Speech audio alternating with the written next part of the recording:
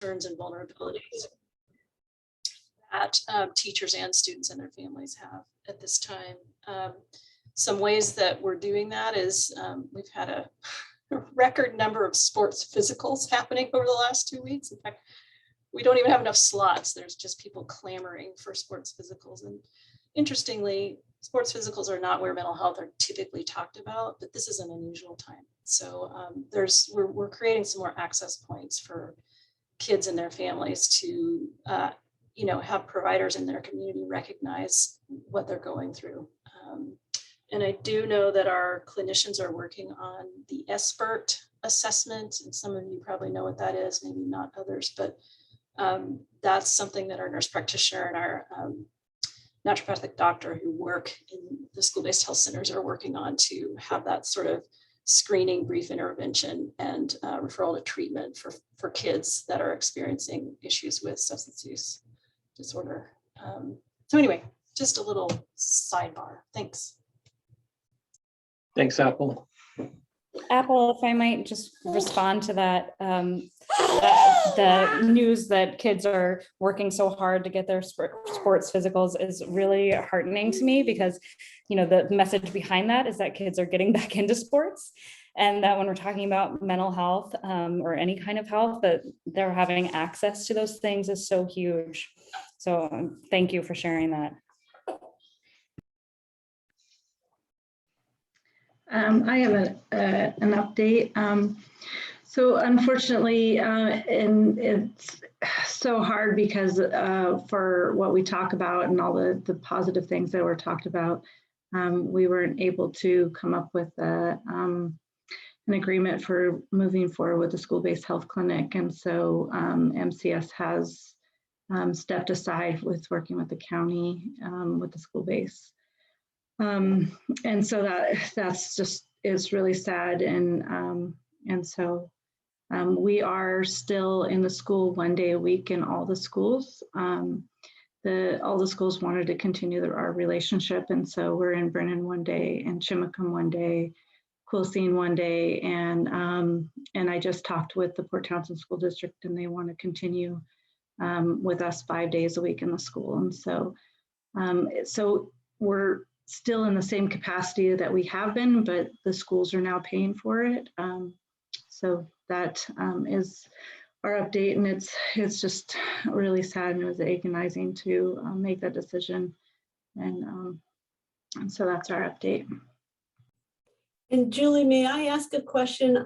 This is Denise, and now I'm speaking from Lori's computer, where I was able to figure out how to open this window and get the recording going. So you heard that recording come on.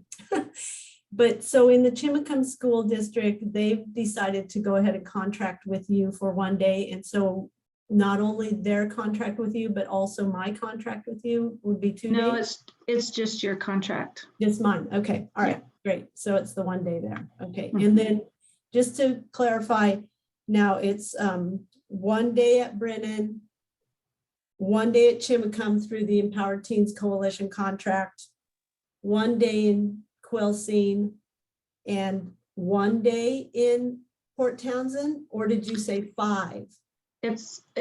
We're in the process of budget planning and figuring out what, but their hope is for 2 days at the elementary, 2 days in the middle school, and 1 day at the high school. Okay. So 5 total. 2 day elementary, 2 day Blue Heron, and 1 day high school. High school, yeah. Well, And you're trying to still work that out. Yeah. Okay. All right. Thanks so much for that update. Sorry, John, go ahead. No, I just was going to say, Julie, I'm really sad to hear that, because I think you guys have been doing really good work in the schools, and it's sad news, I guess, is kind of my reaction. So just curious, Julie, if you or anybody else on the call know, I mean, that 0.1% funding is still out there. Does anybody have an idea about what will happen or how that work will go on? They had said that they were going to resubmit it to the community and put it out there for someone else to bid on it. Okay. So it's still available. So yeah. Okay. All right. Well, I guess more to come on that. Yeah. Okay. Any other, that's a lot of updates. Wow. A lot of information. And I guess for me, it's the reason I think this group just needs to keep meeting, because this is really valuable information that's being exchanged right now. And I know there are some other groups in the community that are meeting, but I think this just feels really helpful to me. So I hope you guys have an opportunity to continue the work when I'm gone. Any last comments before I switch over to the framework? All right. So this is in I think a fairly nearly final form. And rather than, bore you by reading every point, I'm gonna kind of stick to the strategy level and let you look at the activities. The goal and objective are the same throughout the entire framework. So the goal is to implement a coordinated framework of interventions that result in the elimination of adolescent suicide in Jefferson County every year starting in 2024. And then the objective is to improve access and utilization of behavioral health resources for adolescents in our community. And strategy 1A is to identify and execute a plan to improve the success of youth connecting and availing themselves of community, family, and school services that support improved mental health. And then I'll let you look at the activities that are underneath that. And the thing that is new from our last meeting, we talked about this at the last meeting, but I tried to articulate I actually went back and re-listened to the meeting and tried to make sure I accurately reflected who is responsible. This is last far right column is who is responsible for that. And as I mentioned at the last meeting, the responsibility is not necessarily meaning that you will do all the work. It just means that you're the one that's kind of going to keep an eye on it and make sure that those pieces come together. So any comments or corrections to strategy 1A or any of the related activities?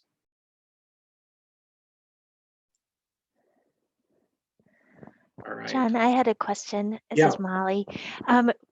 Where is that map being kept? I asked Lori, and is that the resource map that we all put together, the graph, or is this a different place? I think that we want to go, one layer deeper on the onion on the information that's already out there. So I think we would like this team in the future to go a little bit deeper on what the services that are available. So I think that would be a starting point, but I'd like to see if we could go a little, add some more detail to that. With the idea of keeping it on somebody's website or some central location? Yeah, I just wasn't clear. Yeah, we already have a resource guide for, a wide range of resources on the CHIP site, and I would envision that, and the health department links to that, and actually the hospital links to that as well. And I'd envision us doing the same thing for youth, for adolescent services.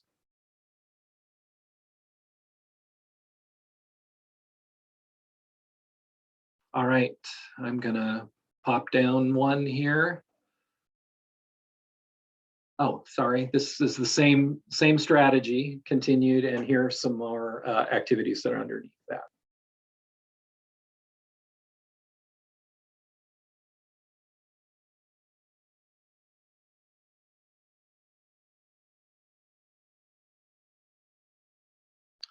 Molly, last time you had talked about focus group, and so that has been added to the plan this time. And I do actually have a little update. I think I mentioned to this group that I'm on the Parks and Recreation Advisory Board, and at our meeting, we had a meeting on Tuesday, and I asked for the Parks and Recreation Board to consider creating safe spaces for kids as part of their work. And so it'll be on the agenda at the next meeting. Thanks, John. I wanted to also add that in 1A.5, the approach to gather insight for the focus groups, to the ESD Holly McElvaney, we could probably add the new coalition, or excuse me, the new student assistance professionals in Quilcene and in Chimacum, because Holly is the student assistance professional at the Blue Heron Middle School. So, and I will write, I've given those names to Lori, but I'll make sure they get put in here. Perfect. Thank you. Thanks.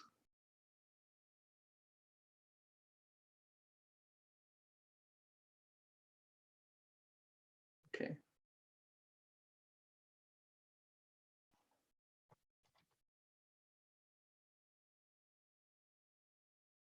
All right, just give you a minute longer to look at that before we go to the next page.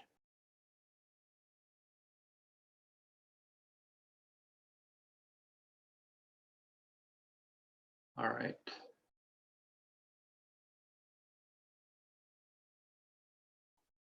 So this is strategy 1B, which is identify adults who interact with teens frequently in the community and train them in suicide risk identification and prevention.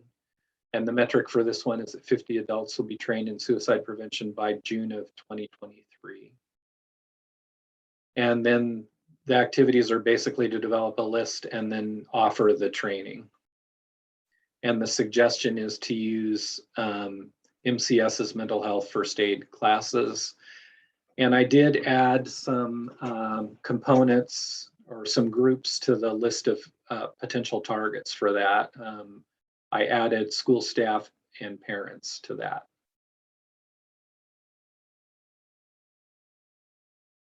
And so, John, to that end, the ESD, C.A. Lemire, is doing a brief hour-and-a-half suicide prevention training for faculty and staff at Brennan, or excuse me, at Quilcene. And she is also doing a brief hour and 20-minute training in Port Townsend with faculty and staff. And those will be happening sometime in September. She's already got that scheduled. And then the meeting that we had yesterday with ESD, Discovery Behavioral Health, MCS, and the coalitions, we talked about, how to go forward with trainings for everyone at the schools. And that includes youth and parents, and do the schools want to have the same training, that kind of thing that I reported on earlier. So we'll have more information on that soon enough. So Denise, I just added ESD and DBH to the responsible parties for that. Is that appropriate, do you think? Sure, and you can add ETC too, Empowered Teens Coalitions. Denise, do you know if those trainings are evidence-based, or if is it something that Ciela developed herself? Well, the one that Ciela is doing is sort of a hybrid of a training that is yes, evidence-based, but they didn't have enough time to do the whole thing because the school districts weren't able to put out schedule enough time in. And so what they did was they took from a few evidence-based trainings, and the Educational Service District put together a hybrid training so that they could do it in an hour and a half. And then the trainings that we are offering for the school districts to choose from, those are all evidence-based. Do you know if, is there movement in the direction of the school districts trying to work together so that they do all choose the same training? You know, again, with that desire that we're all using the same approaches, we're all making sure we're using the most up-to-date methods, you know, using things that are actually based on good study of the programs and that they're going to be efficacious. Yes, so that is the vantage point that we are coming from. We are going to promote in the school districts that they all choose the same training so that all of us are coming from the same vantage point. And then we can't offer anything that isn't evidence-based and has come from an approved list through the Substance Abuse Mental Health Services Administration, which is the federal government. SAMHSA is what it is. And then there's also another evidence-based list from NREP that we can pull from too. So all of ours are tested and proven efficacious, and we won't offer them anything that isn't. And we are hoping to drive them in the direction of choosing the same program. But of course, it will be up to them ultimately. Yeah. Thank you.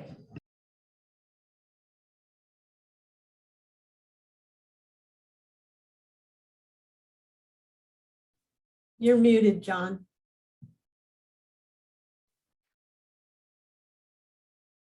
Sorry. That's okay. It's the permanent on mute thing going on in the pandemic, but I'm wondering if it would be helpful to you to be able to tell them that this group, the youth age band group, recommended that the schools standardize that education as much as possible. I know in the past, you know, CHIP has a little bit of influence in terms of what happens and choices that are made. So I think this group would feel comfortable saying that their recommendation is that the school standardize as much as possible. Does anybody have any issue with that? Okay. And I'm totally happy to present it that way, that the CHIP Youth Aid Band group is fully behind choosing the same program. Yeah, Great. Vacation. All right. Any last comments before I switch pages again?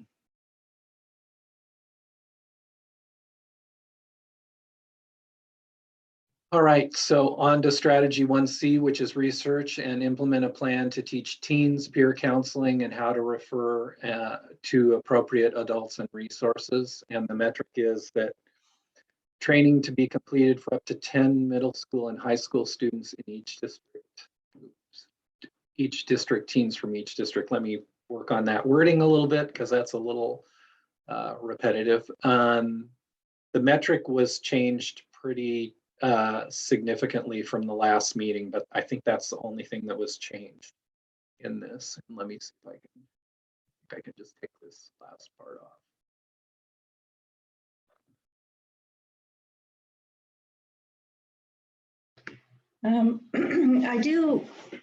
I do have that peer counseling.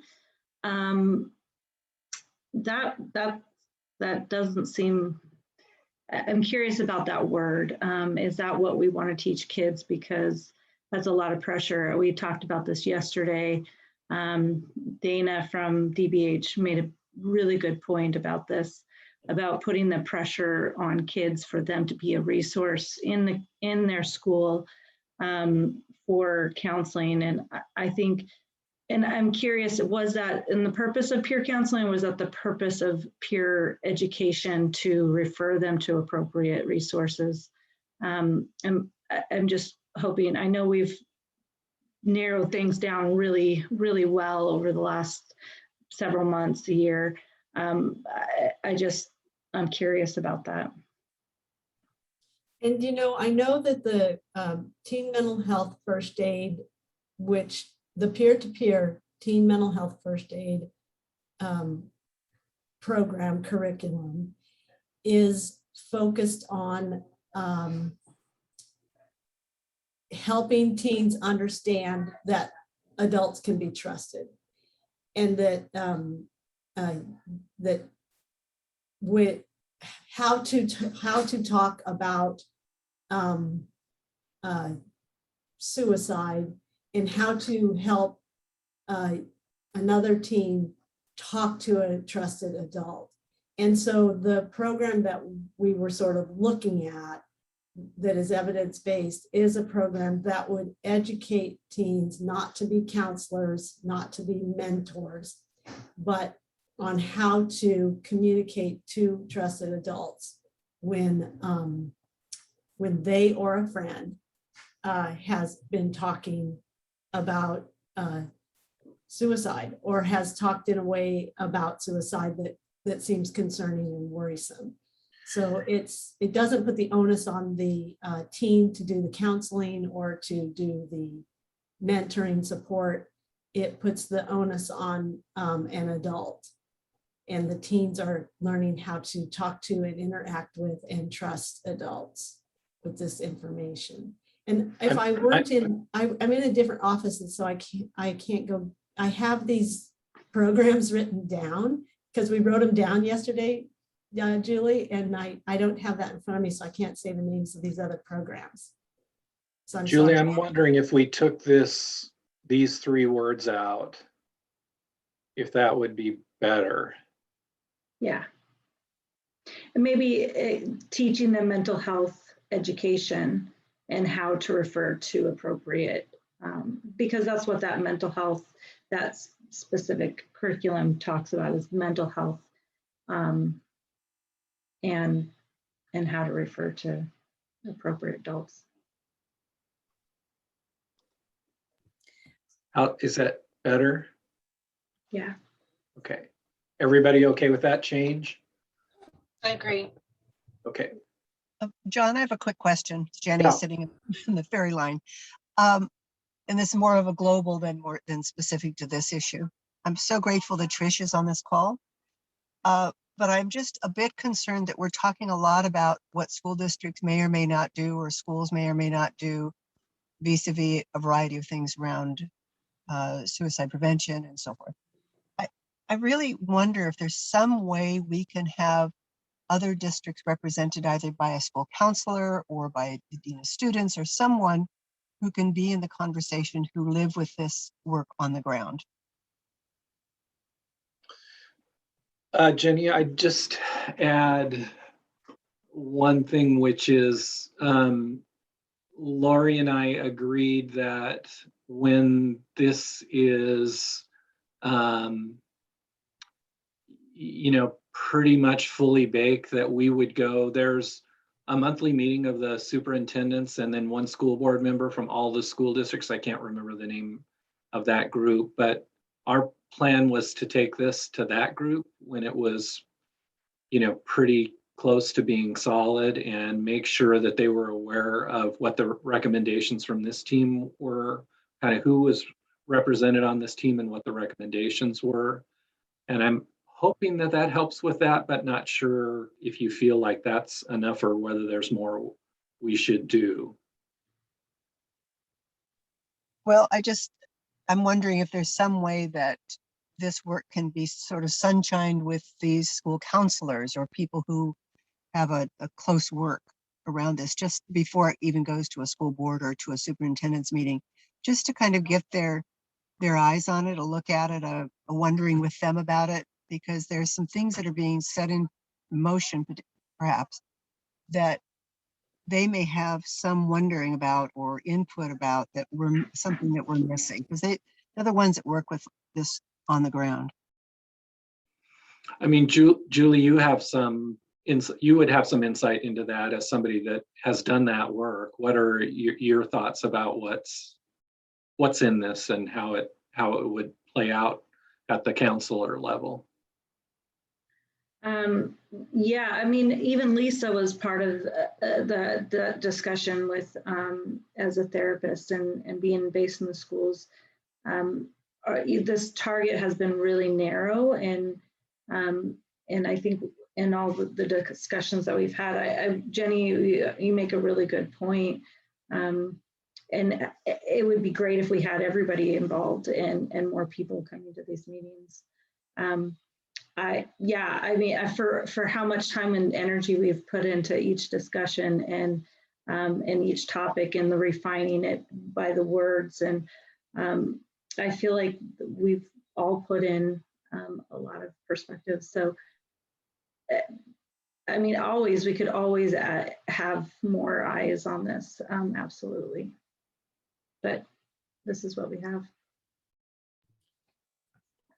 I just want to put a little idea out there because Jenny, I think what I'm hearing you say is that there may be, and I'm just reading into this, so if I'm wrong, please let me know, but that there may be some concerns that, if extra work is going to be put onto the counselors' plates, or if they don't necessarily agree with the approaches that are being used, or don't feel that they're going to be useful in the schools, we'd certainly want to take that into account. But I think one of the nice things about, and I don't want to overplay the mental health first aid thing, just in case the schools don't choose that one, but it's a program that I know and that several of us know here. The nice thing about it is that it's a training that many different people at different levels would be getting, so it wouldn't necessarily put a significant amount of work on any one person's plate. The idea is more just community education about what to do during a mental health crisis, so that then everyone is a little bit more in the know and feels a little bit more comfortable talking about suicide and knowing what to do next. It wouldn't necessarily call upon the school counselors to completely change their way of doing things. So if that's not the concern, please jump in and say that, but just a little thought about that piece.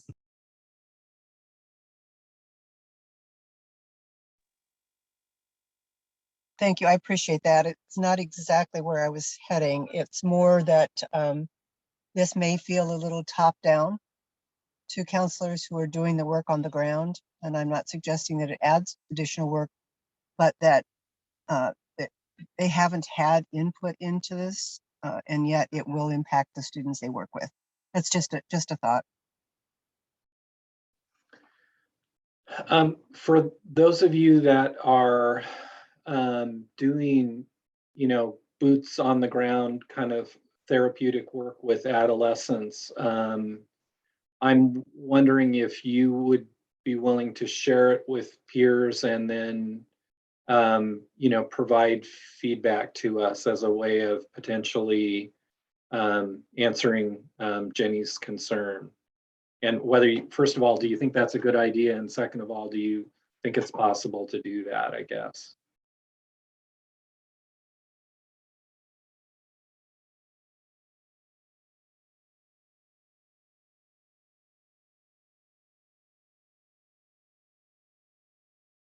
Well, I will leave it at that and see what people think. So, okay, I think we only have one more page, and I know some people often have to leave around 1 o'clock. So Sorry, John, I don't mean to interrupt you, but just one other thing on that last, the metric there. I think last time we discussed changing that over to a percentile because there was some concern that since some of the school districts are so much smaller, that getting 10 students to participate might be more difficult than for Port Townsend or Chimacum, for example. So just wanted to put that reminder in there. Yeah, I actually listened to that discussion. There was a lot of different ideas, so I thought I had something, but let me see if I can do that. That seems like a good idea. So, all right, that is actually the last page. So, overall comments or thoughts? Does this feel like it's getting to the point that it's hitting the mark, or has addressed the concerns that you guys have as the people who are really in touch with adolescent behavioral health issues in our community? Quick question, John, with your retirement, will Lori be carrying this forward on the next steps? Yeah, Jenny, we talked a little bit about that at the start. So Lori's focus is really the HRSA grant, which is focused on opioid use disorder and substance use disorder in our community. And the health department and the hospital are figuring out what to do with my hours or, FTE or resource. So until that issue is really resolved, we're just going to hold on this for a little while. But I also mentioned that this is such an important topic. If this team wants to continue meeting to try to implement things like the, mental health first aid or, some of the educational goals that are in this plan, I'm sure that Lori would continue to provide logistical support to do that if someone else is willing to do, what I've done, which is basically facilitate the meetings and then type up the notes. Thank you, John. Yeah, there's lots of wonderful action items there. I was just wondering how that was going to be. Yeah, and it would be a nightmare for me if it just sat on a shelf somewhere and didn't, Absolutely. Yeah. didn't That- happen. So I'm hoping, there's enough momentum to kind of keep it going after I leave. So Thank you, John. I think that's a good segue for me to say to you guys that I am really proud of this work and really feel like this team has done amazing work. And I do hope that this work continues, after I leave, and hopefully, there'll be a replacement for me at some level sometime soon. And that person can kind of rekindle the energy around this work and kind of continue to push that forward. As I mentioned at the start of the meeting, I think just the exchange of ideas that goes on at this meeting is and information is really, really valuable. And I hope that it continues to go on in my absence. So really, from the bottom of my heart, I want to thank all of you for your contributions to this. I'm going to make the changes that we talked about at the meeting. The most structural change is that one about the percentile. I think the rest is pretty cosmetic. And then I'll send it out probably early next week. And then if you could hopefully get it back to me by the end of the first week in September, then I'll publish a final form of this after that. Thank you, John. Go ahead, Denise. Before you move on, I want to say thank you to you too. So we really, really appreciate all of the work you've put into this and all of the enthusiasm and you and Lori both working together to keep it all rolling, and it's been fabulous. So, and before the you and Lori relationship, the you and Karen Obermeyer relationship. I mean, this has been a huge part of what you've done. And so thank you very, very much from everybody in the community.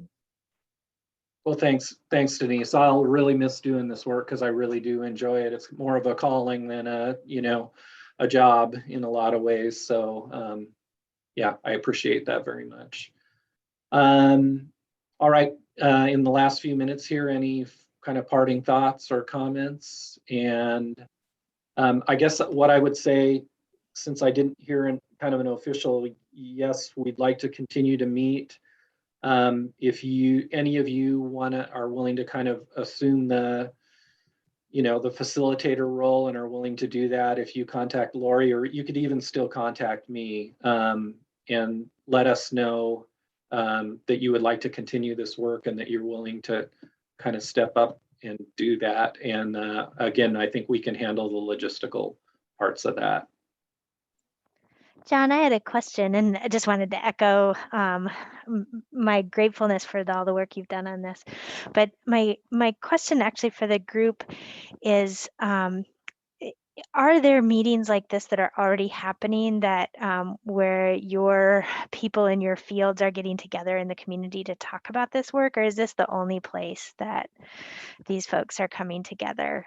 Because this isn't, my world is a little different. I don't know the answer to that. And I think the question of whether or not we continue to meet kind of falls back on that. Is this filling a role for that is helpful to people, or is it redundant?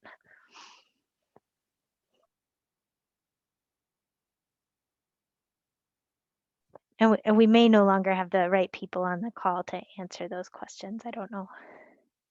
Well, Molly, I guess from like the Empowered Teens group that funds many programs that are aimed at youth tobacco, alcohol, and other substance misuse, and thereby aimed at behavioral health sorts of programming within the schools and within the communities. What I try to do is try to build partnerships between local agencies to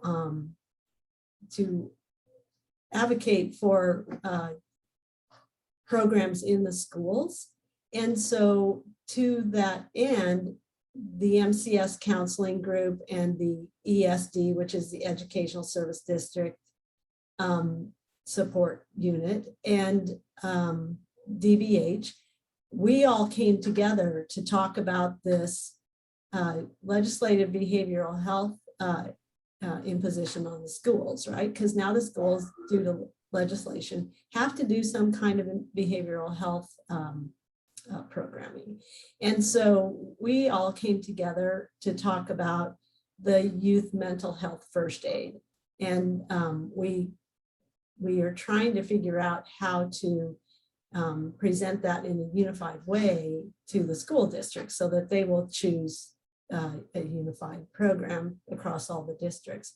So there is the Empowered Teens coalitions that meet, and there are in all 3 of the school districts, and they are comprise a group of agency professionals and families and sometimes students to talk about these sorts of programs, right? And so then the CHIP Youth Age Band was identified in a different way. And so I guess what my group does is we feed into this group so that at the county community health improvement level, that group knows what's going on in the county regarding this youth age band and this particular goal. So I guess I don't think that we're redundant, but I think that the deal is that there's just nuances to all these different groups that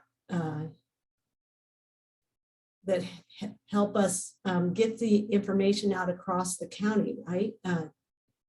Because you wouldn't have had any of the information from me if you hadn't been at this meeting, right? And lots of us wouldn't know what Tanya Barnett does if Tanya Barnett hadn't been at this meeting telling us what she does, those kinds of things. So there's lots of little groups that meet out there. And then there's some agency group that come together to meet, some interagency meetings that meet.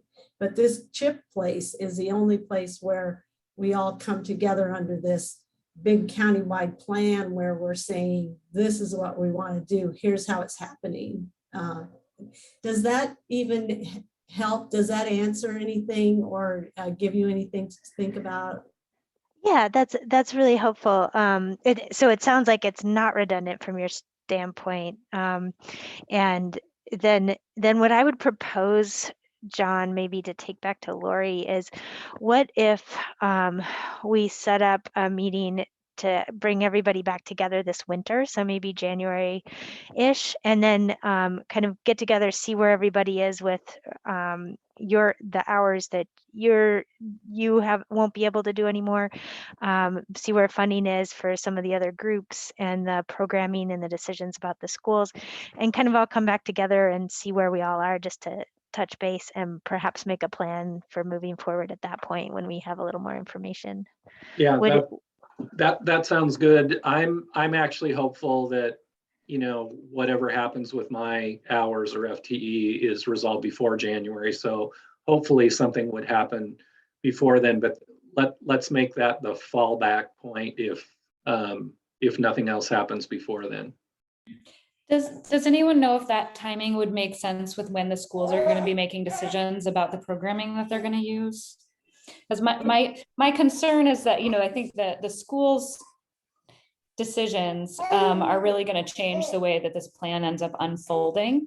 And so since it sounds like there's already some conversations underway about other trainings that they're trying to put into place, and of course this is a very urgent problem, so I see why they're wanting to just start things up and get going with the trainings that are readily available, but my concern is that that's going to start happening in more of a piecemeal sort of a way, and we're going to miss this opportunity to join together. I think you're right, Anne, and I think that timeline, if we came back in January and we all said, here's where we are with schools, et cetera, and so on, that is kind of a good timeline, because it will take the schools a while. And the ESD meets with the schools on the 16th of September, and then Greg Brotherton and I meet with the joint board on September 27th at their meeting. And so we are going to bring these two things up at those two meetings, September 16th and September 27th, unless that meeting's been moved back a couple of days, but I think it's the 27th. And get this stuff rolling. And with the student assistance professionals in all three of the schools now, the coalition the Empowered Teens Coalition will keep talking with those three people and keep talking with the dean of students at the schools to keep this kind of rolling, because we definitely want to help them fund it, for one thing. So that will be helpful, because we want to say we can fund it in all three school districts. And we want them to choose the same program in all three school districts. So we're not going to let this rest. That part of it won't be resting at all. We'll be trying to figure that out. Yeah. And then even though I'm retiring, I've kind of committed to presenting this to the superintendents and the board, one board member meeting when that happens. So that's another way we might be able to drive that work forward. And I can talk about the importance of standardization and using evidence-based training at that, during that discussion. And I think that might help, tip it that direction as well. So I think if we come at it from multiple points of view, it's going to be more effective than if one person is out there kind of pushing that. So, and that's part of why we do this work, because we get everybody kind of aligned, and hopefully we're all out there presenting a very similar message. So it's I just threw January out there. If it would be better like November or something, that's fine too. Yeah, I'll let Lori and I are going to continue to meet after I retire for a while, so I'll keep track of what's going on, and if it looks like they're ready to move forward with this work, I'll transition to the person that's taken my place. So, well, thank you all so much. This has been really amazing. John, real quick, I Yeah. might just toss in with a sort of sense of urgency around some of these actions. I would recommend that we actually have a check-in meeting, maybe mid to end of October, to see where all of this is going, what points have been covered, what the direction is. It would be great to have a check-in time. Okay. I think that's reasonable, and that's kind of more the timeline that I also would be thinking of, Jenny. So I'll talk to Lori about setting something up. That'd be great.